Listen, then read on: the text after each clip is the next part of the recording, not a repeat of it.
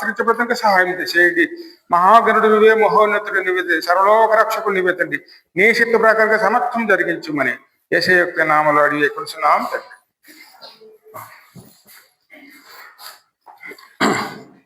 ఈరోజు వాక్యం జ్ఞాపం చేసుకుని యెషయా గ్రంథం 40వ అధ్యాయంలో 3 నుంచి 5 వచనాలు జ్ఞాపం చేసుకుందాం.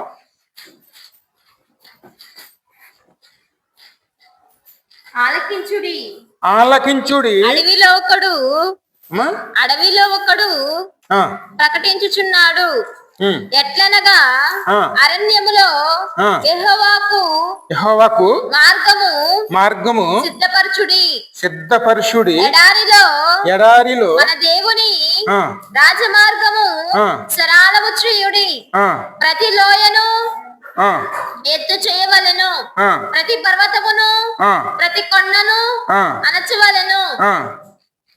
వంకరవి చక్కగాను కరుకైనవి సమానముగాను ఉండవలెను. యెహోవా మహిమ బయలుపరచబడను. ఒకడు తప్పకుండా సర్వ శరీరులు దాన్ని చూచెదరు. ఇలాగున జరుగునని యెహోవా సెలవిచ్చి ఉన్నాడు. ఇదే వాక్యం నేను జ్ఞాపం చేసుకుంటాను. మీ దేవుడు సెలవిచ్చిన మాట ఏదనగా, నా జనులను ఓదార్చుడి, యెరూషలేములో ప్రేమగా మాట్లాడుడి. ఆమె యుద్ధకాలము సమాప్తమాయను, ఆమె దోషము రుణములు తీర్చబడును. యెహోవా చేతి వలన ఆమె తన సమస్త పాపముల నిమిత్తము రెండింతలుగా పొందిన సమాచారం ఆమె ప్రకటించుడి. ఆలకించుడి, అడవిలో ఒకడు ప్రకటించుచున్నాడు. ఎట్లనగా అరణ్యములో యెహోవాకు మార్గము సిద్ధపరచుడి. ఎడారిలో మా దేవుని రాజ్య మార్గమును సరళము చేయుడి. ప్రతి లోయయు ఎత్తు చేయవలెను, ప్రతి పర్వతమును ప్రతి కొండను అణసవలెను. వంకరివి చక్కగాను కరుకైనవి సమాముగాను ఉండవలెను. యెహోవా మహిమ బయలుపరచబడును. ఒకడు తప్పకుండా సర్వ శరీరులు దాన్ని చూసేదరు. ఇలాగూ జరుగునని యెహోవా సెలవిచ్చుచున్నాడు. హల్లెలూయా. ఇక్కడ దేవుడి చేత పంపించబడుతున్నట్టు ఒక సేవకుని చూస్తామండి. అతను ఎవరి చేత పంపించబడ్డారు? దేవుని చేత అండి. ఆయనే పంపించారండి. ఈ లోకంలో మన అంతా ఇంతకాలమే పాపముల వల్ల, అపరాధం వల్ల, దోషముల వల్ల, శాపముల వల్ల అందరూ కూడా బాధలు పడుతున్న వారమే. దేవుని కృప కనపరిచారు, తన కుమారుని పంపించారు ఆయన. అందుకే ఆయన అంటున్నారు, యుద్ధకాలము సమాప్తములైనని ప్రకటించుడి. శుభవార్త. ఇందుకు శుభవార్త అనే మాటకు అర్థం ఏమిటండి? శుభవార్త అంటే ఒక పుణ్యకార్యము జరుగుతుంది, అంటే గొప్ప కార్యము జరుగుతున్న దాన్ని శుభవార్త అంటారండి. ఆ విషయంలో మనం పెళ్లిళ్ళు చేసుకుని ఇంత పెళ్లిళ్ళు జరుగుతున్నాయి అనుకోండి, అది శుభకార్యము అంటామండి. అలాగే ఏదైనా ఒక కార్యం జరిగించున్నామంటే అది ఒక మంచి కార్యం జరుగుతున్నదని మనం ఆ విషయం శుభవార్తగా ప్రకటిస్తబడుతుందండి. ఆ విషయాన్ని లోకమంతా ప్రకటిస్తాం మనం. అంటే మన బంధువులకి, స్నేహితులకి అందరికి కూడా వర్తమానాలు పంపించి, మా ఇంట్లో శుభకార్యం జరుగుతుంది కాబట్టి మీరు అందరూ రావాలి అని చెప్పి వాళ్ళందరూ పిలిచి సంతోషంతో జరిగించుకునే వారికి ఉంటామండి. ఇదే శుభవర్తమానం. కానీ లోకానంతటికీ ప్రకటించే శుభవార్త అండి. ఆ శుభవార్త ఏమిటి? ఇక మన పెళ్ళిళ్ళు లేకపోతే శుభకార్యాలు, కొన్ని కార్యాలకే మనం శుభవార్త అంటాం. కానీ లోక కార్యం ఏమిటంటే పాప మరణము నుంచి విమోచించబడితే శుభవార్త అండి. అది నిజమైన శుభవార్త. నరకానికి వెళ్ళిపోవలసిన నీవు అక్కడ నీ పాపములు క్షమించబడి నువ్వు పరిశుద్ధమైనటువంటి వాడిగా మార్చబడి దేవునితో కలిసి నడుస్తున్న విధానమే ఒక శుభవార్త అండి. ఆ శుభవార్త ప్రకటించడానికే ఇక్కడ ఆయన పంపించబడ్డారు. అందుకే ముందు ఆయన ఏం చెప్తున్నారు? ఆయన ఆలకించుడి, అడవిలో ఒకటి ప్రకటించుతున్నాడు. అడవిలో ఏం దొరుకుతుంది? ఏం దొరకవండి. ఈ లోకం అంతా అంతేనండి. ఇది పరలోక జ్ఞానం లేదు, లోక జ్ఞానమే. దేవుని సంబంధించిన విషయాలు ఏమి తెలియవండి. అది ఎవరు త్రోసింతో రావాలో వాళ్ళు వెళ్ళిపోతూ ఉంటాం. అందుకే చెప్తున్నారు, అడవిలో ఒకటి ప్రకటించున్నాడు. అడవిలో ఏముంటే క్రూర మృగాలు, జంతువులు, విష పురుగులు అయ్యే ఉంటాయండి. ఒకసారి జాగ్రత్తగా పరిశీలన చేయండి. ఈ లోకంలో మనకి ఎక్కువ ఏం కనపడతాయి?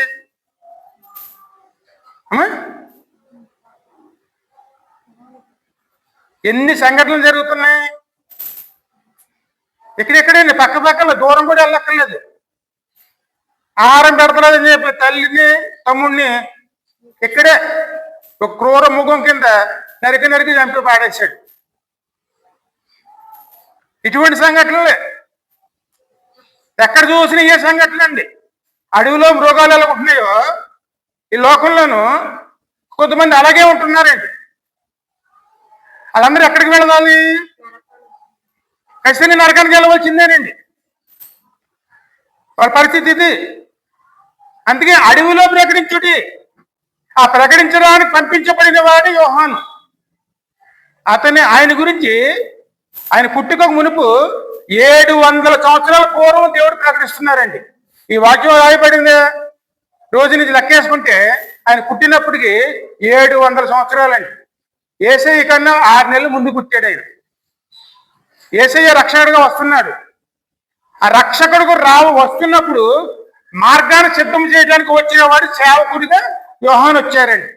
ఎందుకంటే సేవకుడు ఒక బాధ్యత ఏమిటంటే మార్గాన్ని సిద్ధం చేయాలి. ఆ ఎవరికి సిద్ధం చేయాలి? మన దేవుని కోసం వచ్చాం, దేవునిలో నిలవడానికి వచ్చాం, దేవునితో సహవాసం చేయడానికి వచ్చాం. దేవునికి మనకి మధ్యన ఒక మార్గం ఏర్పాటు చేయాలండి. ఆ మార్గాన్ని ఏర్పాటు చేసేవాడే సేవకుడు. ఆయన గురించే ప్రకటించబడిందండి.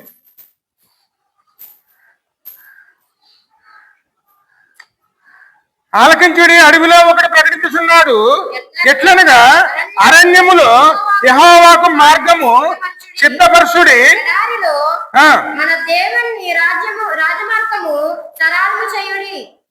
ప్రతి లోయను ఎత్తు చేయవలెను, ప్రతి పర్వతమును ప్రతి కొండను.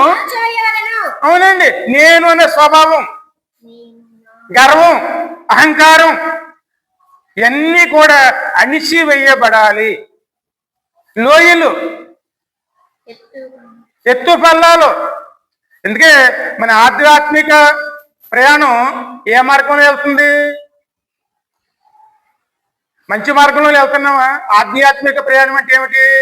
దేవుని ఎదుగుతూ వెళ్తున్నావు మనం. కానీ ఏ స్థితిలో వెళ్తున్నావు మనం? అహంకారంతో వెళ్తున్నావా? పాపంతో వెళ్తున్నావా? లేకపోతే మన ఇష్టానుసారంగా జీవిస్తూ ఈ లోకంలో దేవుని ఎదగడానికి ప్రయత్నం చేస్తున్నావా? ప్రతి లోయ ఏం చేయాలి? అది చేయడానికి ఆయన వచ్చాడండి. మరి అందరికి వచ్చిన పాట ఉంటుంది చూడండి. ఒక్క నిమిషం.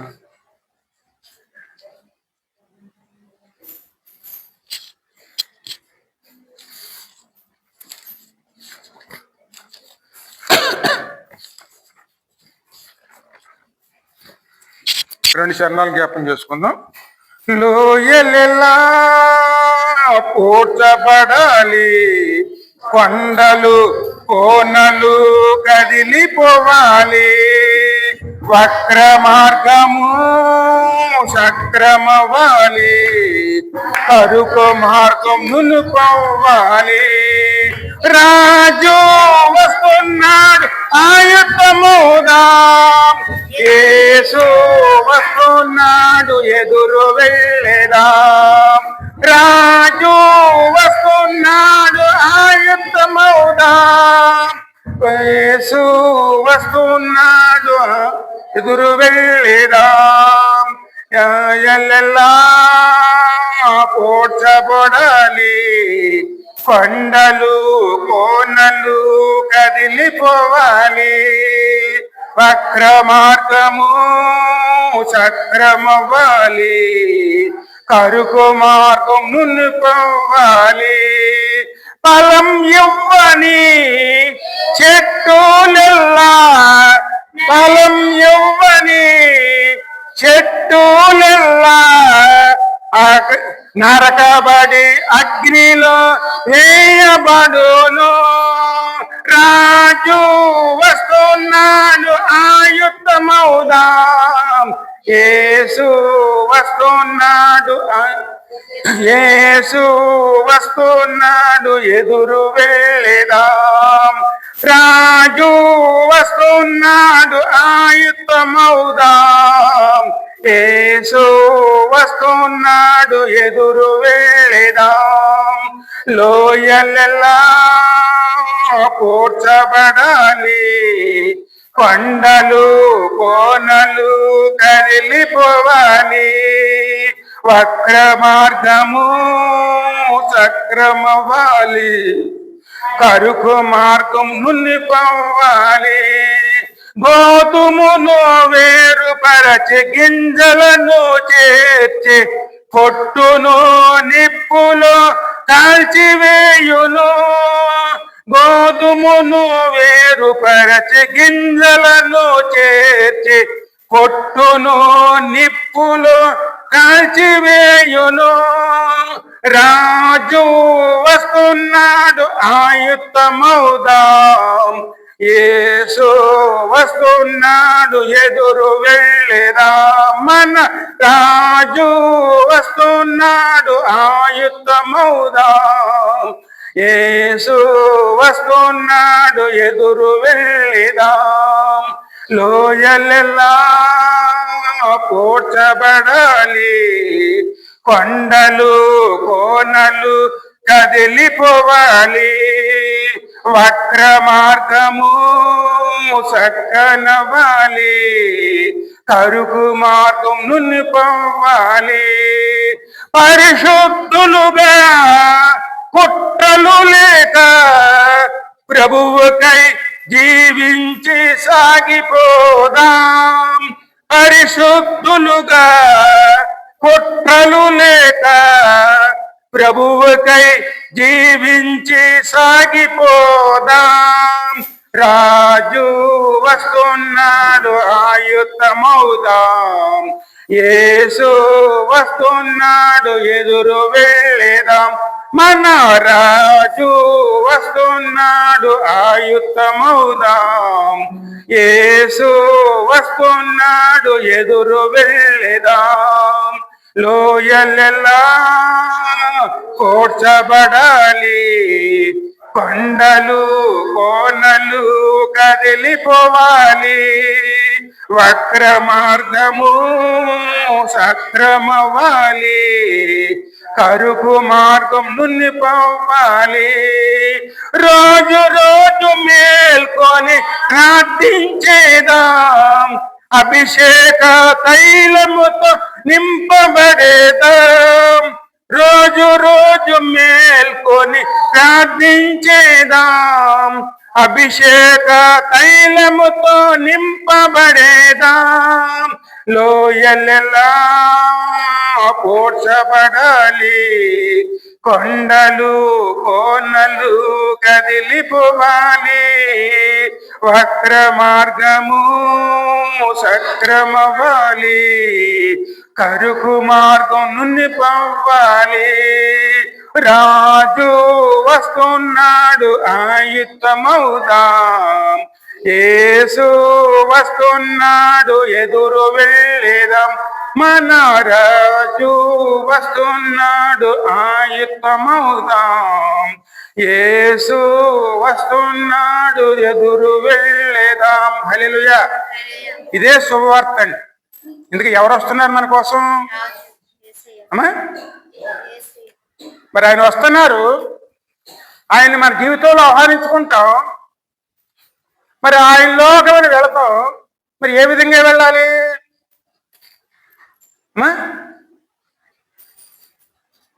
రాజులకు రాజు ప్రభులకు ప్రభు అయినటువంటి ప్రభువే మన జీవితంలోకి రావడానికి ఆయన ఆ లోకం ఈ లోకంలోకి వస్తున్నప్పుడు మనం ఆయన ఏ విధంగా ఎదుర్కోవాలి? పరిశుద్ధులుగానండి, పవిత్రంగానండి. అందుకే కుట్రలు లేక ఈ లోకంలో మనం జీవిస్తున్నామంటే ఏ విధంగా జీవిస్తాం? ఇందాకే వాక్యం జ్ఞాపకం చేసుకున్నామండి. యాకోబు ఇశ్రాయేలుగా మార్చబడ్డాడు. యాకోబుగా దేవుని దగ్గరికి వచ్చాడు, ఇశ్రాయేలుగా తండ్రి దగ్గరికి వెళ్తున్నాడు. దేవునితో సహవాసం చేస్తే మన జీవితాలు మారుతాయండి. యాకోబు అంటే ఏమిటి? మోసగాడు. కానీ ఇశ్రాయేలు అంటే ఏమిటి? పోరాడి గెలిచేవాడు. పాపముతోనూ అపరాధాలతోనూ దోషములతోనూ పోరాడి గెలిచిన వాడే ఇశ్రాయేలేనండి.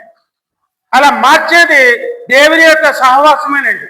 ఆయన మనలో రావాలంటే మొట్టమొదటి మనం దేవుని కోసం ఎదురు చూసేవారుని ఉండాలి. మన జీవితాలు మారాలంటే ఖచ్చితంగాను ఆహ్వానించుకునేవారుని ఉండాలి. ఎలా ఆహ్వానించుకోవాలి? ఈ విధంగానే అండి. ముందు ఇక్కడ లోయలు ఏమేమి ఉండాలండి అంటే ఎత్తుపల్లాలు, దోషాలు, అపరాధాలు ఎన్ని ఉండాలి? సరి చేసుకునేవారుని ఉండాలండి. సేవకుడు చేయవలసిన పని యోహానును చూసి నేర్చుకోవాలండి. మనం ఆయన పుట్టుకకు మునుపు 700 సంవత్సరాల పూర్వమే దేవుడు తన వాక్యంలో రాయించారండి. ఒకడు వస్తున్నాడు, అతను సువార్త ప్రకటిస్తాడండి. ఆయన వచ్చి ఏమి ప్రకటించారు? ఇప్పుడు ఆయన మత్తయి సువార్తలో మనం జ్ఞాపకం చేసుకుందాం. ఆయన వచ్చి ఆయన చేసిన క్రియ 3వ అధ్యాయం 7వ వచనం చదువమ్మా. మత్తయి సువార్త 3:7. అతడు పరిసయ్యులలోను సద్దూకయ్యులలోను అనేకులు బాప్తిస్మం పొందుకున్నట్టుకు వచ్చుడు చూసి, సర్ప సంతానమా రాబోవు ఉగ్రతను తప్పించుకొనుటకు నీకు బుద్ధి చెప్పిన వాడు ఎవడు? మారు మనసుకు తగిన ఫలములను ఈ సువార్త ప్రకటిస్తున్నాడండి. మరి ఆయన ఈ లోకానికి ఎలాగొచ్చారు? ఆయన ఎలా జీవించాడంటే ఈ సువార్తకు ముందు ఇక్కడ ఆ విషయాలు ఇక్కడ 4వ వచనంలో కనపడతాయి. అని ప్రవక్త యెషయా ద్వారా చెప్పబడిన ఇతడే ఆ యోహాను ఒంటె రోమముల వస్త్రములను మొల చుట్టూ తోలు తట్టియు ధరించుకుని ఉన్నాడు. ఆ సేవకుడు ఎలా వచ్చారండి ఈ లోకానికి? ఒంటె రోమముల వస్త్రమును మొల చుట్టూ తోలు దట్టియు ధరించుకొనిన వాడు, మిడతలను అడవి తేనియు అతనికి ఆహారము ఆయను. సేవకుడు మొట్టమొదటి తెచ్చుకోవాల్సింది దేవుని కోసం పనిచేస్తున్నాం మనం. ఇక్కడున్న ఆడంబరాలు అవసరం లేదండి. ఇక్కడ హెచ్చులు మనకు అవసరం లేదండి. విలువైన భోజనాలు మనకు అవసరం లేదండి. ఇక్కడ యోహాను ఆయన లోకంలోను ఆయన జన్మించిన జకరియా కుటుంబంలో జన్మించారండి, ఒక సేవకుడు కుటుంబంలో. ఆయన అడవిలోను వెళ్ళాడు. ఆయన అడవిలోకి వెళ్ళి అక్కడ జీవించడం మొదలుపెట్టాడు.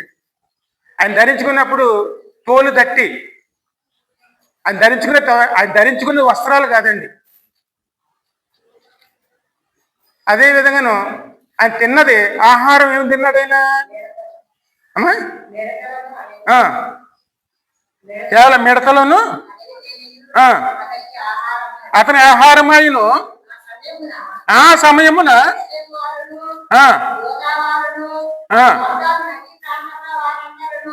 ఆయన ఎందుకు అసెంబ్లీ ప్రకటించడానికి వచ్చారు? దేవుని పని చేయడానికి వచ్చారు. ఆయన తన కోసం ఏమి సమకూర్చుకోలేదండి. విలువైన బట్టలు ధరించిన వాడు కాదు, ఆయన విలువైన ఆహారం తిన్నవాడు కాదండి. అడవులు ఏం దొరుకుతున్నాయో అయ్యే ధరించుకున్నాడండి. అడవులు ఏం దొరుకుతుందో అదే తిన్నాడండి. ఆయన నివాసం యోగ్యమైన ఏది ఒక గృహం లేదు, ఏమీ లేదండి. కేవలం ఆయన దేవుని పని చేయడానికి వచ్చాడంతే. దేవుని పని చేస్తున్నాడు కాబట్టి ఆయన ఒక సేవకుడిగాను ఆయన వచ్చారండి. ఆయన ఏం ప్రకటిస్తున్నారు? దేవుడు ఏం చెప్పాడో అది ప్రకటిస్తున్నానికి ఆయన వచ్చారండి. అప్పుడు లోకమంతా కూడా ఎలా ఉందంటే పాపముతో నిండిపోయిన చీకటిలో ఉందండి. ఎవరికి దేవుని భయం లేదు, ఇష్టానుసారి జీవిస్తున్నారు.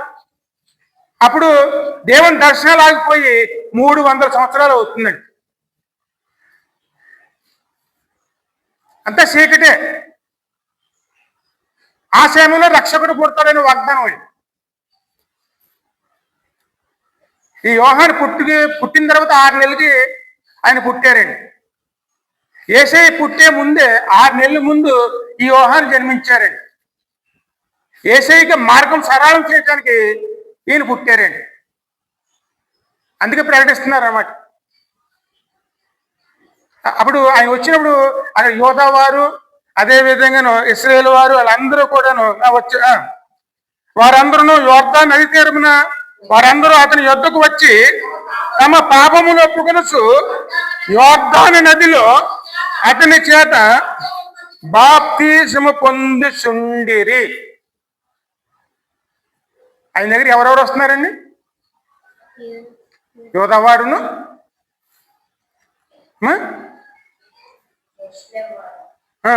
యోధవారు, యెరూషలేము వారును, యోదయ వారందరూ, యోర్దాను నది ప్రాంతమున వారందరూ అతని యొద్దకు వచ్చి తమ పాపములు ఒప్పుకొనొచ్చు యోర్దాను నదిలో అతని చేత బాప్తీసము పొందుచుండురి. ఆ సమయంలోను పరిసయ్యులు అనేవారు, సద్దూకయ్యులు అనేవాడు కూడాను చూసి ఆయన దగ్గర ఎవరు వచ్చారు? ఆ సమయంలో పరిసయ్యులును సద్దూకయ్యులు అనే వాళ్ళు కూడా వచ్చారు. వీళ్ళిద్దరు ఎవరు? దేవుని పరిశుద్ధాత్మ కలిసి ఇక్కడ మాట్లాడుతుందండి. సర్ప సంతానమా, రాబో ఉగ్రత నుండి తప్పించుకున్నటకు నీకు బుద్ధి చెప్పేవాడు ఎవడు అని వాళ్ళు రాగానే మాట్లాడుతున్నారండి. మొట్టమొదటి మనం వీళ్ళిద్దరి గురించి తెలుసుకోవాలి. పరిసయ్యులు, సద్దూకయ్యులు. పరిసయ్యులు, సద్దూకయ్యులు కూడాను దేవుని సేవ చేసేవారేనండి. వాళ్ళ గుణగుణాలు ఎలాగుంటాయంటే, ఇక్కడ సద్దూకయ్యులు ఉన్నారు, వాళ్ళు మతాచారాన్ని ఆరాధిస్తారండి. కేవలం మతాన్ని ఆరాధిస్తారు, దేవుణ్ణి ఆరాధించరు. అంటే నిజ దేవుణ్ణి ఆరాధించరండి. ఆచారాలను ఎక్కువ తీసుకొస్తారండి, గుడ్డిగా నమ్ముతారు. కాబట్టి ధర్మశాస్త్రాన్ని పాటించాలని ఆదేశిస్తారు, ధర్మశాస్త్ర ప్రకారం నడుచుకోవాలంటారు, పాపానికి బలిలు ఇస్తారు, అన్ని చేస్తారు. కానీ వాళ్ళు మతంలోంచి బయటికి రారండి, దేవుని వైపు తిరగరు, కేవలం మతం మాత్రమే చూస్తారండి. అటువంటి స్వభావం గలవారు. వాళ్ళు ఏమనుకుంటారంటే మా అంత పుణ్యమాత్ములు లేడు అనుకుంటారు, వాళ్ళు చేసినంత ధర్మం అనుకుంటారు.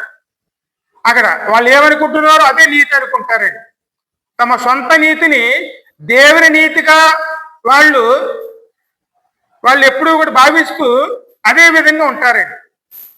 వాళ్ళ గురించి ఇక్కడ యోహాను మాట్లాడుతున్నాడు అన్నమాట. సర్ప సంతానమా, సర్ప సంతానం అన్న మాట చెప్తుంటే సాతాను పుత్రులారా, సాతాను చేత జన్మించిన వారులారా అని దేవుని మాట్లాడుతున్నారు. మరి సర్ప సంతానమా అంటే అది ఎటువంటి మాట?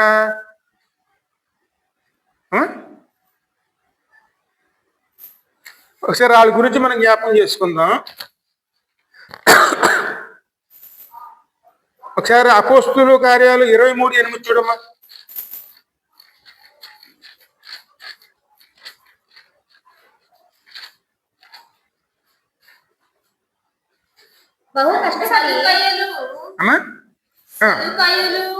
పునరుద్ధానము లేదనియు దేవదూతైనను ఆత్మైనను లేదనియు చెప్పుదురు గాని పరిసయ్యులు రెండును కలవని ఒప్పుకొందురు. అప్పుడు పెద్ద గొల్లు పుట్టెను. ఎందుకంటే ఇద్దరు వ్యతిరేకంగానండి. వాళ్ళు ఏమంటారు? పునరుత్థానం లేదని ఒకడు అంటాడు. వాళ్ళు కేవలం మతనిష్ట ఎక్కువగా చేస్తారండి, ఆచారాలు ఎక్కువ పాటిస్తారు. ఈ ఆచారాలతోనే మతనిష్టతోనే దేవుని ఆరాధించాలంటారండి. అక్కడ తమకు తాము నీతిమంతులుగా అనుకుంటారు. వాళ్ళు ఎవరిని లక్ష్య చేయరండి, ఇటువంటి స్వభావం గల వాళ్ళు. అదే విధంగాను ఇంకొకళ్ళు ఉన్నారు, వాళ్ళు ఉన్నారంటేనే తాము ప్రత్యేకత కలిగిన వారు అనుకుంటారండి వాళ్ళు. వీళ్ళిద్దరు అక్కడికి వచ్చారు. వీళ్ళిద్దరు ఏం చేస్తున్నారు? ఆ రోజుల్లోనూ రోమా సామ్రాజ్యం వారు పరిపాలిస్తున్నారండి. వీళ్ళు ఏం చేస్తున్నారు?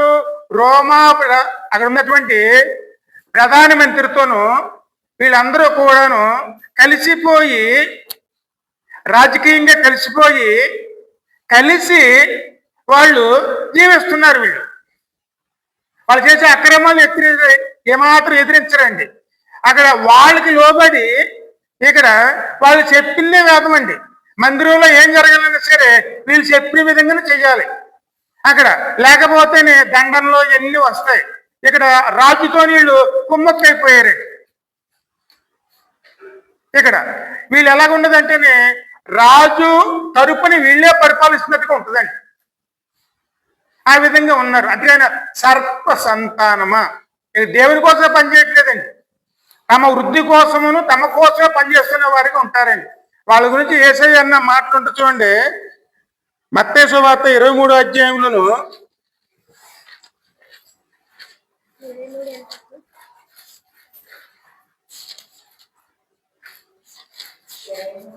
13 మీలో అందరికంటే గొప్పవాడు ఒక్క నిమిషం అయ్యో 23:5 నుంచి చదవండి. మనుషులకు కనబడ నిమిత్తము తమ పనులన్నీ చేయుదురు, తమ రక్షరేఖలను వెడల్పుగాను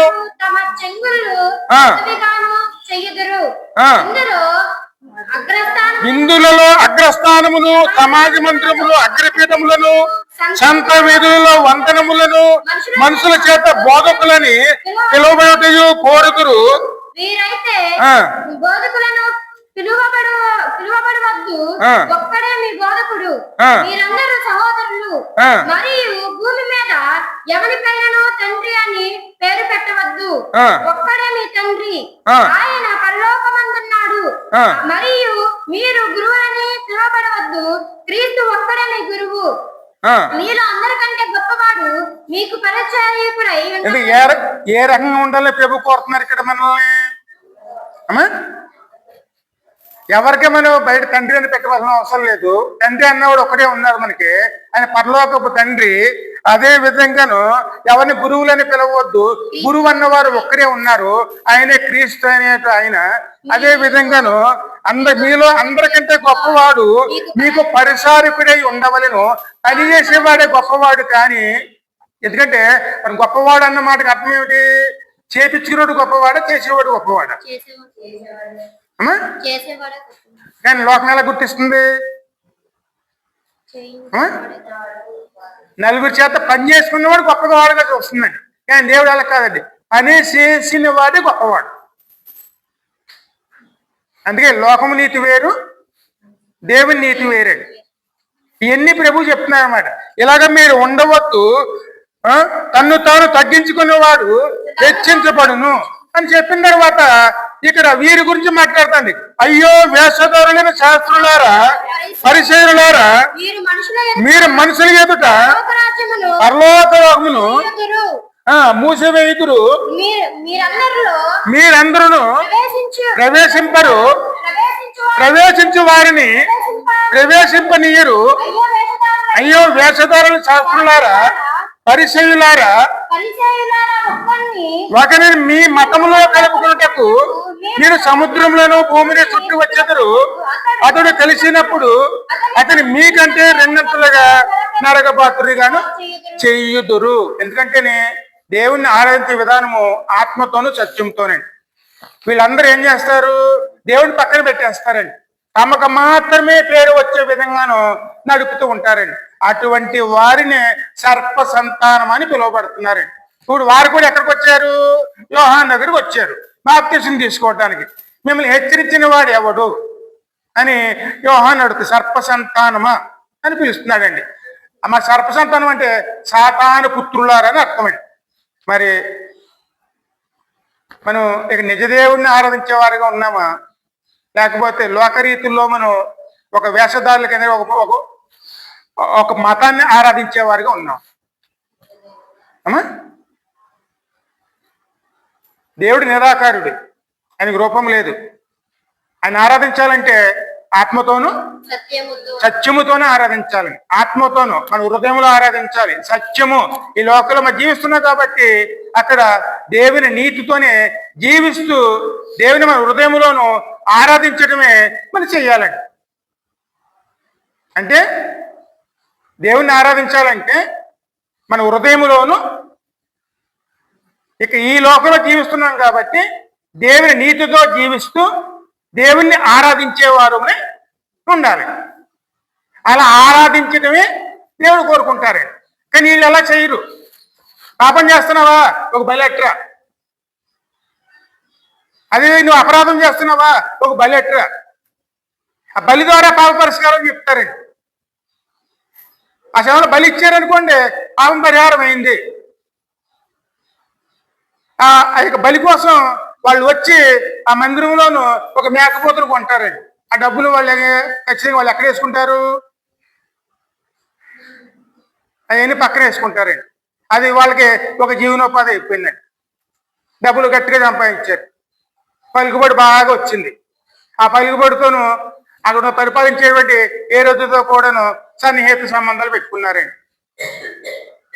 ఈ ప్రజల గురించి పట్టించుకోవడం మానేశారు. పాప పరిహారం లేదండి. అందరూ పాపంలో పడిపోయారు. ఆ సమయంలో యేసయ్య వచ్చారండి. యేసయ్యకు మునుపు వచ్చింది యోహానండి. ఇప్పుడు పరిస్థితులు అంతేనండి. సంఘాలు కట్టుకుంటారు, పెద్ద పెద్ద సంఘాలు కడతారు. సంఘంలో పరిస్థితులు ఎలా ఉంటాయంటే రక్షణ ఉండదు, దేవుని భయభక్తులు ఉండవు, దేవుని ద్వారా నడుచుకోవటం తెలియదు. లోకంలో ఓ రీతిగా, మందిరంలో ఓ రీతిగా, ఇంటిలో రీతిగా జీవిస్తూ ఉంటామండి. ఆ సేవకులని పిలువబడిన వారు ఒకసారి వాళ్ళు వేసుకున్న దస్తులు చూడండి, అదేవిధంగా వాళ్ళు నిర్మించిన ఇల్లు చూడండి. ఇక్కడ యోహాను ఎలా ఉన్నారు అమ్మా? ఒంటి రోమములు కలిగినటువంటి ఒక తోలు దట్టిని తన వస్త్రంగా ధరించారండి. కేవలం అనాహారం, అడవిలో దొరికే మిడతలు ఆహారం, అక్కడ దొరికే తేనె, అంతే. ఎటువంటి ఆహారం అనుకో సిద్ధం చేసుకోలేదండి. ఆయన ఏం ప్రకటిస్తున్నాడు? ఇదిగో త్వరలో వచ్చేస్తున్నారు, మీ మార్గాల్ని సిద్ధం చేసుకోండి. దేవుని రాజ్యాన్ని ప్రకటిస్తున్నారండి. ఎక్కడ కూర్చోలేదు ఆయన. అందుకే అనేక మంది ప్రజలు వస్తున్నారు. వారితో పాటు పరిసయ్యులు, సద్దుకయ్యులు వచ్చారు. దేవుడు హెచ్చరిస్తున్నాడు అన్నమాట.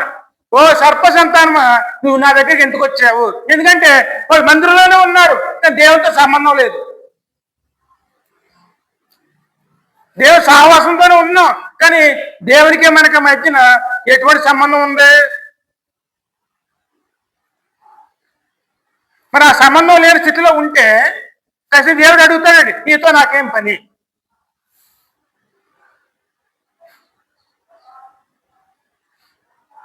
ఎందుకంటే ఎప్పుడూ కూడాను దేవుడు చెప్పిన విధంగానే మనం ముందుకెళ్ళాలి తప్ప దేవుడికి వ్యతిరేకంగా ఎప్పుడు వెళ్ళకూడదు. ఎందుకంటే దేవుడు ఏం చెప్పారంటే మత్తయి సువార్త 28వ అధ్యాయంలో చివరి 2 వచనాలు చదువమ్మా. అయితే యేసు వాళ్ళ దగ్గరికి వచ్చి పరలోకమందును భూమి మీదను నాకు సర్వాధికారం ఇవ్వబడి ఉన్నది, కాబట్టి నీవు వెళ్ళి సమస్త జనులను ఏం చేయమని చెప్పారండి? శిష్యులుగా చేస్తున్నావా లేకపోతే విశ్వాసులుగా చేస్తున్నావా? ఎందుకంటే రెండింటికి వ్యత్యాసం ఉందా లేదా? శిష్యులుగా ఉంటే ఎలా జీవించాలి, విశ్వాసులుగా ఉంటే ఎలా జీవించాలి? శిష్యులు అనుకోండి యేసుక్రీస్తు ప్రభులా జీవించాలి, కానీ విశ్వాసం అంటే మనలా మనం జీవిస్తే చాలు అనుకుంటారు అంతే. కానీ దేవుడు అంతకు రాలేదండి, శిష్యులుగా మార్చుకోవడానికి వచ్చాడు. కానీ ఈ లోకంలో ఎలా జీవించారో అలా జీవిస్తూ మనం ఈ లోకాన్ని దాటాలండి. అందుకే ఆయన వచ్చారు, అంతే ప్రాణం పెట్టారండి. అందుకే శిష్యులుగా చెయ్యుడి. శిష్యుడు అంటే ఏమిటి అమ్మా? తన గురువుని పోలి ఉంటాడు. ఆ గురువు ఎలా నడుచుకున్నాడో అలా నడుచుకుంటాడు. గురువు చెప్పింది వింటాడు, దాన్ని బట్టి జీవించడం మొదలు పెడతాడండి. అది ఆయన చెప్పిన మాట అండి. కానీ ఈ పరిచయులు, శాస్త్రులు ఆ విధంగా ఉండరండి. పాపం చేసావా, ఓ బలెట్లో చాలు, ఆ బలించేస్తాం, మళ్ళీ పాపం చేయటం, మళ్ళీ బలి ఇవ్వటం. ఇది ఒక మతాచారం అయిపోయిందండి. ఆ మందిరం కట్టారు బలి ఇవ్వటానికి మాత్రమే, మారు మనసు లేదు. అది ఈ రోజుల్లో వర్తిస్తుందండి. ఎప్పుడు కూడా మనం పై మెరుగులు మనం చూసుకోవాల్సిన అవసరం లేదండి. ఇక్కడ యోహాను నిజమైన సేవకుడు, ఆయన ఎలా జీవించాడో మనం చూస్తే చాలండి. కేవలం ఆయన ఒంటి రోమముల వస్త్రములు ధరించిన వాడే, కేవలం ఆయన అడవిలో దొరికేటువంటి దొరికే మిడతల ఆహారం తీసుకుని జీవిస్తూ ఉన్నాడండి. ఆయన ప్రకటిస్తున్నాడు. పాప క్షమాపణ కోసం మారు మనసును పొందుడి. మారు మనసు అంటే ఏమిటి అర్థం? పాప క్షమాపణ అండి. దేవుడితో మన సంబంధం ఎలాగ ఉంది? అందుకోసమే నేను బాప్తిస్తం. ప్రభా నీలా జీవిస్తాను, నువ్వు చెప్పినట్టుగా ముందుకు వెళ్తాను, ఇప్పుడు నీలాగా నేను మారుతాను, నీతో కలిసి నడుస్తాను, అది బాప్తిస్తం అండి. అందుకే క్రైస్తత్వం అంటే, నీ క్రైస్తవుడు అంటే క్రీస్తులా మారటమే క్రైస్తవుడు అండి. మరి క్రీస్తులా మారుతున్నావా? మరి ఏ రంగా మారుతున్నాడు మనం?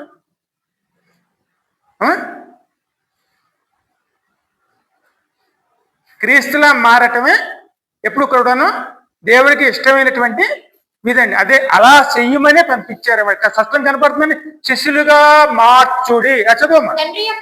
తండ్రి యొక్కయు కుమారుని యొక్కయు పరిశుద్ధాత్మ యొక్క నామమున వారికి బాప్తిస్మం ఇచ్చుచు నేను మీకు ఏ సంగతులను ఆజ్ఞాపించుతునో వాటినన్నిటినీ గైకొనవలెనని వారికి బోధించుడి. హల్లెలూయా. మనం నడిపించవలసింది ఇదే విధానం అండి. శిష్యులుగా మార్చబడాలి. శిష్యులుగా మార్చాలంటే మనం మొట్టమొదటి మనం క్రైస్తవులుగా వచ్చామండి. దేవుడు పిలిచాడు, మనం వచ్చాం. వచ్చిన కానించి మన జీవిత విధానం మారాలి. ఏ విధంగా మారాలని వచ్చాము? దేవుని నీతితో నడుచుకోవడం మొదలు పెట్టాలండి. పాపాన్ని సహించకూడదు.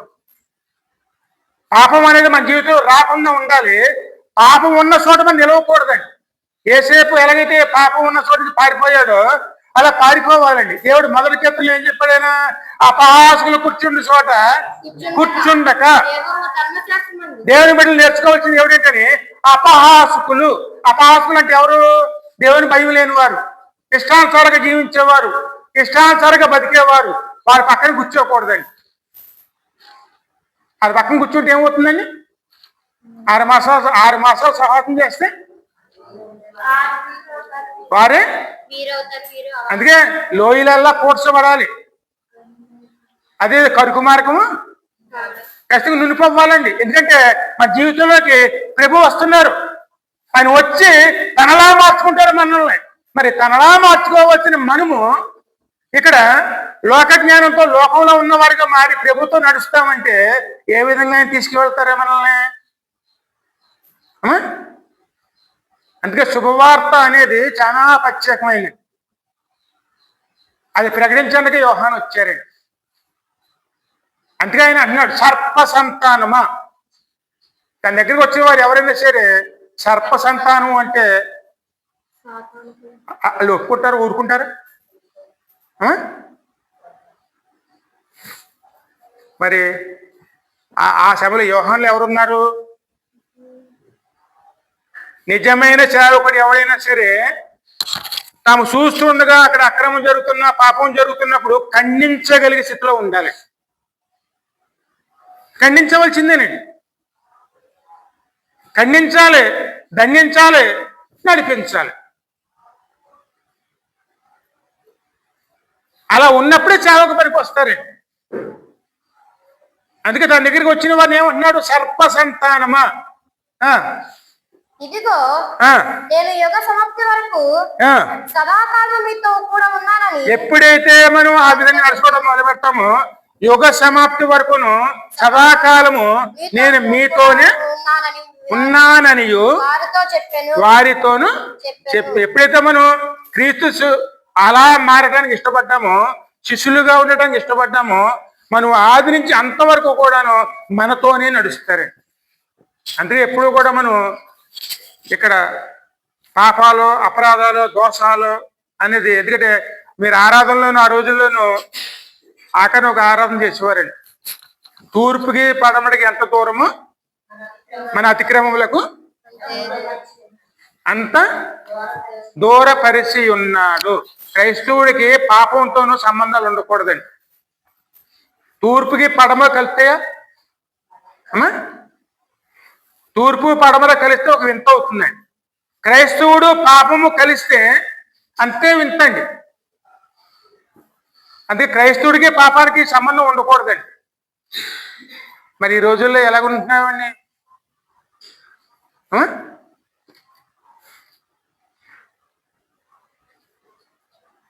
అందుకే ఎప్పుడు కూడాను దేవుడు చెప్పిన రీతిలో నడుచుకున్నాం అనుకోండి, మన చివరి వరకు కూడా దేవుడు ముందుండి నడిపిస్తారు. ఆ వాగ్దానం దేవుడు ఇచ్చింది, యుగ సమాప్తి వరకు నేను సదాకాలము మీతో కూడా ఉండి ఉన్నానని. అందుకే ఇంకో మాట కూడా అంటారు ఇంకో చోట, నా నీతిని నా రాజ్యమును వెతుకుడి, ఇవన్నీ మీకు అనుగ్రహించబడును. దేవుని నీతిని దేవుని రాజ్యాన్ని వెతకడానికి ప్రయాసపడేవారు ఉండాలండి. అదేవిధంగా మత్తయి సువార్త ఇంకా ముందు చదువు 12 అధ్యాయంలో 34 వచ్చిన చదువమ్మా. సర్ప సంతానమా, మీరు చెడ్డవారయ్యండి ఎలాగూ మంచి మాటలు పలకగలరు? హృదయమునందు నిండియుండు దానిని బట్టి నోరు మాట్లాడును కదా. సజ్ఞానుడు తన మంచి ధాన్యం సజ్జనుడు తన మంచి నానావిధులలో నుండి స్వదేశ్యములను తెచ్చును. దురాజుడును తన చెడ్డ ధన విధుల నుండి దర్శ్యములను తెచ్చును. నేను మీతో చెప్పిందేమనగా, మనుషుల పలుకు వ్యర్థమైన ప్రతి మాటలు కూర్చి నిమాశమైన లెక్క చెప్పవలసిందేనండి. అందుకే ప్రభు చెప్తున్నారు అన్నమాట, మనం మాట్లాడే మాట మన హృదయంలోంచి వస్తుంది. ఈ హృదయం ఎవరిది? ఈ హృదయం దేవుని ఆలయం అండి. ఈ ఆలయంలో ఏముండాలి? పరిశుద్ధత మాత్రమే ఉండాలి. అందుకే మన నోటి వచ్చి ప్రతి మాట కూడాను మన హృదయంలోంచి వస్తుంది. అక్కడ ఆ హృదయం పరిశుద్ధంగా ఉందనుకోండి, పవిత్రమైన మాటలే వస్తాయండి నోట్లోంచి. కానీ మన హృదయం కనుక పవిత్రంగా లేదనుకోండి, మన నోట్లోంచి ఏమొస్తాయి? అప్పుడు కసిగా దూషణ మాటలేనండి. మరి ప్రభువు ఆత్మ మన హృదయంలో ఉన్నప్పుడు దూషణ మాటలు ఎలాగొస్తాయండి? రావడానికి అవకాశమే లేదండి. అందుకే ఆత్మ లేనివాడు నా వాడు కాదు. ఎప్పుడైతే మనం దేవునికి లోపడలేదో దేవుని ఆత్మ మనలో ఉండదండి. ఆత్మ నడిపింపు పక్క తప్పుకుని దురాత్మ నడిపింపు వస్తున్నాయి. అప్పుడే వస్తాయి మన బూతులు, చెడు ఆలోచనలు, చెడు తలంపులు, ఇవన్నీ ఎప్పుడు వస్తాయి మనకి? మన హృదయంలో ఎప్పుడైతే దేవుని ఆత్మకు చోటు లేకుండా చేసామో అప్పుడే దురాత్మ అందులో ప్రవేశించి వాడు ఆలోచనలు ఏలుబడి చేయటం మొదలెడతాడు. అప్పుడే మనం సర్ప సంతానముగా మనం మారిపోతామండి. కానీ పైకి దేవుడు భక్తి నటిస్తాం, కానీ మన హృదయంలో ఏముంటుంది? చెడు తలంపులు, చెడు ఆలోచనలు, అన్ని దేవుని వ్యతిరేకం. ఎందుకని? మన హృదయంలో దేవుని స్థానం లేదు. ఆ స్థానం లేని స్థితిలో ఉన్నప్పుడే దేవుడు హెచ్చరిస్తున్నాడు, సర్ప సంతానమా, నువ్వు నాతో నీకేం పని? నిన్ను ఎవరు హెచ్చరించారు? బాప్తిసం తీసుకోవడానికి వచ్చారే. ఇంతగా హెచ్చరించడానికి సిద్ధపడి ఉన్నాడు కాబట్టి అతను ప్రాముఖ్యమైనటువంటి సేవకుడు అండి.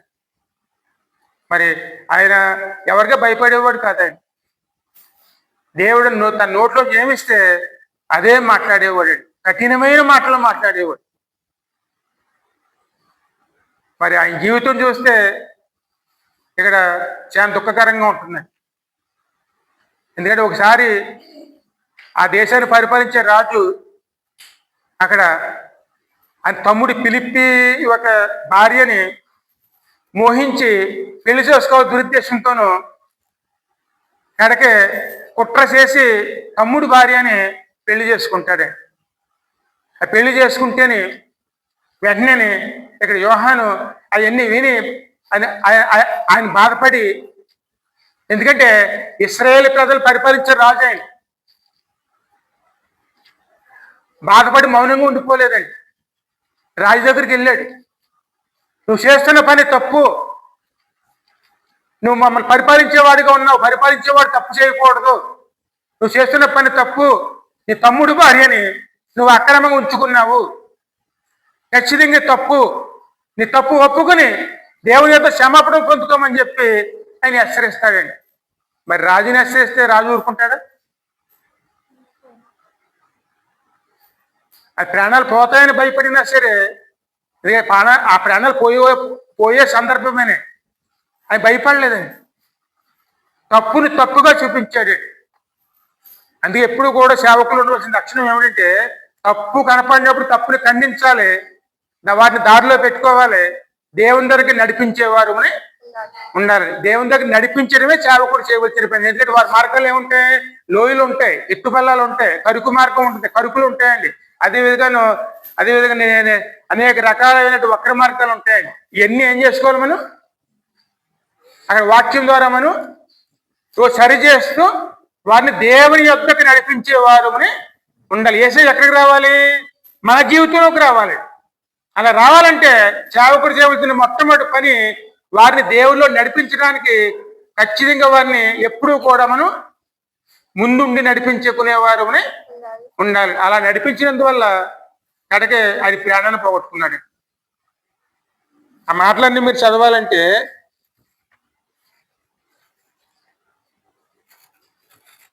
యోహాను సువార్త 6:17 చూడమ్మా.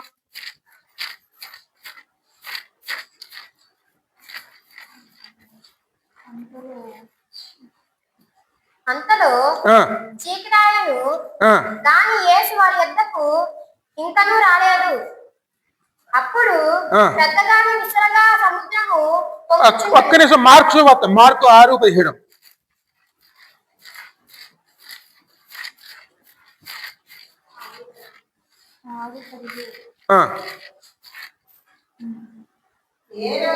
హేరోదు తన సహోదరుడకు ఫిలిప్పు భార్య అయిన హేరోదియను పెళ్లి చేసుకొనందున యోహాను నీ సహోదరుని భార్యను చేర్చుకొనుట నీకు న్యాయం కాదని హేరోదుతో చెప్పెను కనుక ఇతడు ఆమె నిమిత్తము యోహానును పట్టి తెప్పించి చెరసాలలో బంధించి ఉండెను.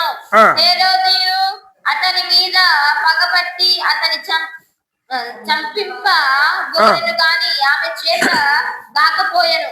ఎందుకనగా యోహాను నీతిమంతుడును పరిశుద్ధుడునకు మనుషుడని హేరోదు క్షణం ఆలోచించండి. అతనికి భయపడి అతనికి హెచ్చరించడం వల్ల తాను ఏ ప్రమాదంలోకి వెళ్ళవచ్చిందనే విషయం కూడా అది స్పష్టంగా తెలిసాడు. కానీ ఆ పాపను సహించాడా, హెచ్చరించాడా? హెచ్చరించి అలా హెచ్చరించడం వల్ల ఆయన ఏం చేశారు కనుక ఈ రోజుల్లో ఎలా నడుస్తున్నాయండి అమ్మా? సేవకునికి రాజకీయ పార్టీలే. ఎందుకంటే పరిచయులకి రాజుతో సంబంధాలు, సర్దుకుయ్యలకి రాజుతో సంబంధాలు. వీళ్ళు చెప్పినట్టు వాళ్ళు వింటారు, వాళ్ళు చెప్పినట్టు వీళ్ళు వింటారు. ఎవరికి అనుకూలంగా వాళ్ళు నడిపించేసుకుంటున్నారండి. రాజు సేవకులు ఒకటైపోయారు, వాళ్ళకి తోసిన విధంగా నడుచుకుంటున్నారు. కానీ మయ్యాన్ని ఎవరిని వదిలేశారు? దేవుని వదిలేశారండి. కానీ పైకి ఏమున్నది? పెద్ద పరిసయ్య, ప్రధాన యాజకులు. కానీ అక్కడ ఎవరికి సేవ చేస్తున్నారండి అమ్మా? అందుకే మన జీవితాలు ఏముండకూడదు? రాజకీయ పార్టీ మనకు అవసరం లేదండి.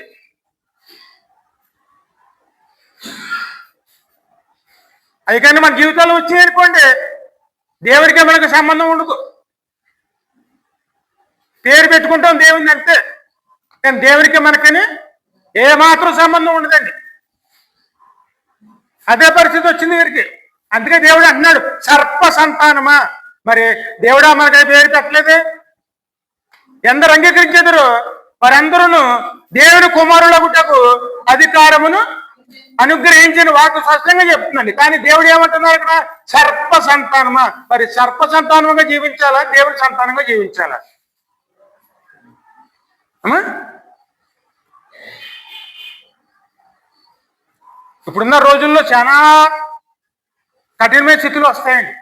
ఎందుకంటే కొంతమంది అటేపు కానీ ఇటేపు కానీ దేవుని వైపు, కొంతమంది రాజకీయ పార్టీలు ఆదని ఈదని కడగా అవినీతి సమర్థించే పరిస్థితుల్లో కూడా వెళ్ళిపోతూ ఉంటామండి. కానీ వాక్యం ఏం చెప్తుంది? వాటికి దూరంగా ఉండి దేవునికి సమీపంగా ఉండేవారు ఉండాలండి. అందుకే యోహానాలో ఉండడానికి వచ్చారండి. అలా హెచ్చరించాడు ఆయన. హెచ్చరించిన వెంటనే ఆయన ఖైదీ చేసేసాడు. కానీ ఆయన చంపాలనుకున్నాడు. కానీ ప్రజల్లోనూ ఆయన అంటే చాలా భక్తి ఉందండి. ఈ యోహాన్ అంటే యోహాను దేవుని యొద్ద నుంచి వచ్చాడని నమ్మారు అందరూ. ఆ ప్రజలకు జడిసి ఆయన అతన్ని ఏమాత్రం అర్థం చేయలేకపోయాడు. ఆ సమయంలోనూ ఆ రాజు ఇంట్లోనూ చిన్న ఫంక్షన్ నడుస్తుందండి. ఫంక్షన్ నడుస్తుంటేనే రాజు కూతురు ద్వారాను ఇది ఇది ఫిలిప్పి భార్య ఆమె చిన్న కుట్ర చేసిందండి. ఏం చేసిందంటే, ఇప్పుడు ఖచ్చితంగాను నువ్వు నాట్యం ఆడతావు కదా, నాట్యం ఆడినప్పుడు రాజు వచ్చి ఏం కావాలో కోరుకోమంటాడు కదా, ఆ సమయంలో ఉపయోగించుకుని నాకు వ్యతిరేకంగా మాట్లాడినటువంటి ఈ యోహాను తల అడుగు అని చెప్పి ఆ పిల్లకి పురమాయించింది. అక్కడ ఆ యొక్క సభలోను అనేక మంది అందరూ వచ్చారండి. వాళ్ళందరి ముందు రాజు అడుగుతాడు అనమాట. ఎందుకంటే రాజుకు తెలుసు యోహాను ఎటువంటి వాడు. అందుకే రాజు యోహానుకు భయపడ్డాడండి. ఆ నీతిమంతుడిని నేనేం చేయకూడదని చెప్పి ప్రాణం తీసే జోలికి వెళ్ళలేదండి. కానీ ఆ సమయంలోనూ ఈ భార్య ఏం చేసింది, పెద్ద కుట్ర చేసిందండి. కుట్ర చేసి నన్ను నా గురించి ఇలా మాట్లాడతాడని చెప్పి కుట్ర చేసి అక్కడ ఆ నాట్యం అయిపోయిన తర్వాత ఆయన తండ్రి అడుగుతాడు అనమాట, అమ్మ నీకేం కావాలని. నాకు ఒకటే కావాలని చెప్పి యోహాను ఒక తల తీసి పళ్ళులో పట్టుకొచ్చి నాకు బహుమానంగా ఇయ్యని చెప్పి అందరి ముందును అడుగుతుందండి. మరి ఏవడిగినే ఇస్తానన్న మాట ప్రకారం ఆయన ఏడుస్తూనే, ఎందుకంటే ఆయన తెలుసు దేవుని యొద్ద నుంచి వచ్చాడు యోహాను అని, ఆ బాధపడుతూనే ఇచ్చిన మాట కాదని లేక, ఎందుకంటే రాజు మాట ఇస్తే ఖచ్చితంగా చేయవలసిందేనండి, అందరి ముందు పరుగు పోతుందని చెప్పి జైలులో ఉన్నటువంటి యోహాను తల తీసి అతనికి ఆ పిల్లకి బహుమానంగా ఇస్తాడండి. మరి పాపాన్ని ఎదిరించే వల్ల వచ్చే జీతం ఏమిటి? సేవకుడిగా ఉండాలి అంటే మరణానికి కూడా సిద్ధపడాలండి. మిషన్ పొరపాటు చేస్తే ఖండిస్తున్నారు అంటాం మనం. ఆయన పొరపాటు చేస్తే యోహాను ఎదిరించాడండి. నువ్వు చేస్తే తప్పు అని చెప్పాడండి. ఆ చెప్పింది ఎక్కడ? రాజు కోటలోకి వెళ్ళి చెప్పాడు. రాజు సింహాసనం ముందుకెళ్ళి నువ్వు చేస్తున్న తప్పు, తమ్ముడు భార్యను ఉంచుకుంటున్నావు, మరి రాజు ప్రజలందరికీ మార్గదర్శిగా ఉండాలి, నువ్వే తప్పు చేస్తే ఎలా? నువ్వు తప్పు చేయకూడదు, దేవుని యొక్క నువ్వు ఒప్పుకో అని చెప్పి హెచ్చరించాడండి. మరి అంత ధైర్యం చేయగలరు ఈ రోజుల్లోనూ? అందుకే ఆయన నిజమైన సేవకుడు. అతను ఎక్కడి నుంచి వచ్చాడండి? దేవుని యొద్ద నుంచి వచ్చాడు. ఆ పాపాలు సహించలేదండి. ఆయన ఆ సమయం హెచ్చరికలో ఆయన ఏం పోగొట్టుకున్నాడు?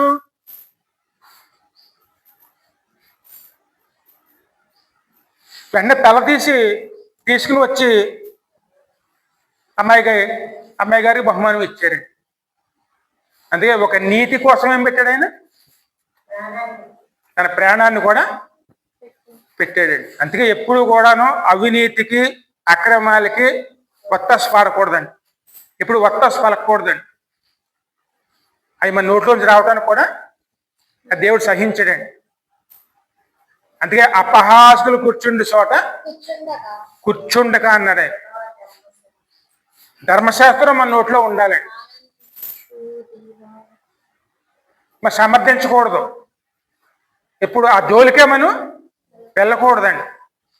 అంటే ఆయన నీతిమంతుడు, మనం ఆయనలా మారాలి, కానీ ఆయన మనలా మారడండి.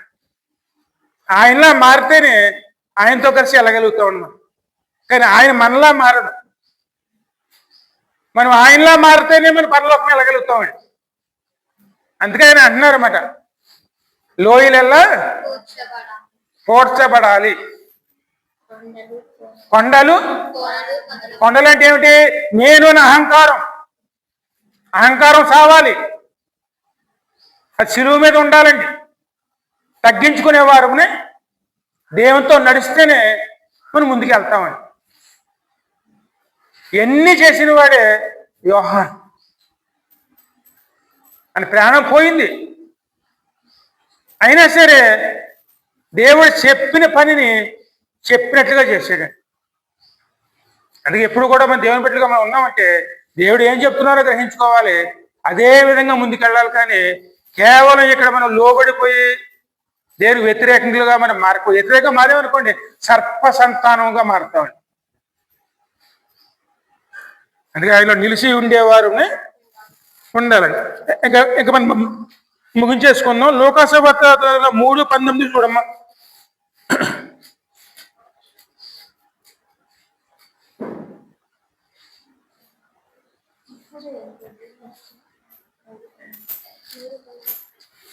ఇప్పుడే గొడ్డలి చెట్లు మొదల వేరున ఉంచబడి ఉన్నది కనుక మంచి ఫలములు ఫలించని ప్రతి చెట్టును నరకబడి అగ్నిలో వేయబడును. హల్లెలూయా. గొడ్డలి ఎక్కడున్నది? చెట్టు వేరునే ఉంది. మంచి ఫలాలు ఫలించకపోతే ఖచ్చితంగా ఎక్కడికి వెళ్ళాలండి?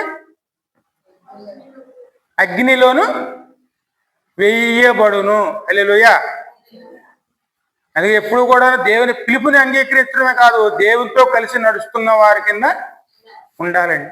అందుకోసం ఆయన వచ్చి పరిశుద్ధులుగా మార్చుకుని పరిశుద్ధులుగా తీసుకువెళ్ళటానికే ఆయన ఈ లోకానికి వచ్చారు. దేవుని సన్నిధి, ఈ యొక్క సన్నిధి అంటే ఏమిటి? ఇది పరిశుద్ధ అగ్ని అండి. అగ్నిలో నిలిచి మనం పరిశుద్ధులుగా మార్చుకునేవారు ఉండాలి. అందుకే ఆ సేవకుడు జీవితాన్ని ఇక్కడ మన ముందు పెట్టారు. మరి ఈ సేవకుడు ఎంత గొప్పవారంటే యేసయ్యకి కూడా ఆయన బాప్తిస్మం ఇచ్చారు. ఆయన చేతులతోనే బాప్తిస్మం ఇచ్చారు.